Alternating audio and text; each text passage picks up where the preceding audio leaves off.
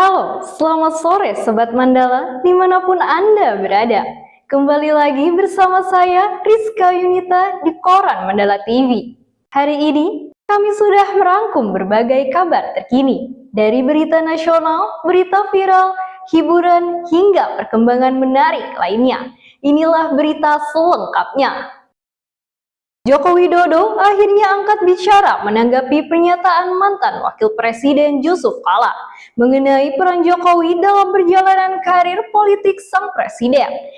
Di tengah isu yang berkembang, Jokowi memberikan respon yang cukup rendah hati saat ditemui di kediamannya di Solo. Presiden Joko Widodo menanggapi santai pernyataan Yusuf Kala terkait besarnya peran Yusuf Kala dalam mengantarkan dirinya ke puncak kepemimpinan nasional.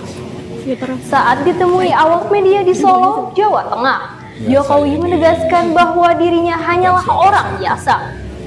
Selain menanggapi hal tersebut, Jokowi juga memberikan respon terkait kritik Yusuf Kala yang menyebutkan bahwa gaya kepemimpinan Jokowi saat ini beresiko merusak tatanan negara. Menanggapi kritik tajam itu, Jokowi memilih untuk menyerahkan penilaian sepenuhnya kepada masyarakat. Sebelumnya, Yusuf Kala sempat mengungkapkan kekesalannya atas tuduhan dari Rizmon Sinapia yang mengklaim dirinya menandai kasus ijazah palsu Jokowi. Dalam klarifikasinya, Jokowi justru mengungkit kembali jasa-jasanya dalam membangun karir politik Jokowi hingga bisa menjabat sebagai Presiden Republik Indonesia ke-7. Hingga saat ini, dinamika hubungan antara kedua tokoh bangsa tersebut terus menjadi sorotan publik, terutama menjelang berakhirnya masa jabatan Presiden Jokowi. Kini, situasi di Selat Hormuz kembali memanas setelah Amerika Serikat melakukan penyitaan terhadap kapal kargo yang diduga milik Iran. Menanggapi eskalasi ini, sejumlah negara Eropa mulai turun tangan guna memastikan jalur perdagangan internasional tersebut tetap aman dan terbuka. Ketegangan di Timur Tengah meningkat menyusul tindakan tegas Amerika Serikat yang menyita kapal kargo Iran di dekat kawasan strategis Selat Hormuz. Aksi ini memicu kekhawatiran global akan terganggunya arus logistik dunia.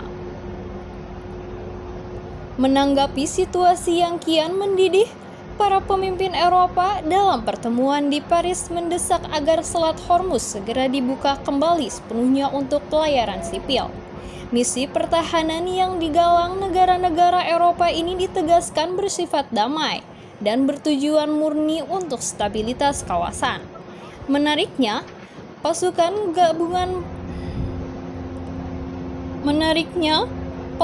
gabungan Eropa di Selat Hormuz ini dipastikan beroperasi secara mandiri dan tidak berada di bawah komando Amerika Serikat. Hal ini dilakukan untuk meredam provokasi sekaligus menunjukkan peran aktif Eropa dalam diplomasi keamanan global. Hingga kini, patroli laut internasional masih terus diperketat di sepanjang Selat Hormuz untuk mencegah konflik bersenjata lebih lanjut. Selanjutnya, pemerintah terus bergerak cepat dalam mengamankan aset negara, sekaligus memberikan solusi hunian bagi masyarakat. Menteri Perumahan dan Kawasan Permukiman, Marwarar Sirait baru-baru ini mempertegas status kepemilikan 3 bidang lahan strategis di kawasan Tanah Abang, Jakarta Pusat. Rencananya lahan tersebut akan disulap menjadi hunian vertikal bersubsidi.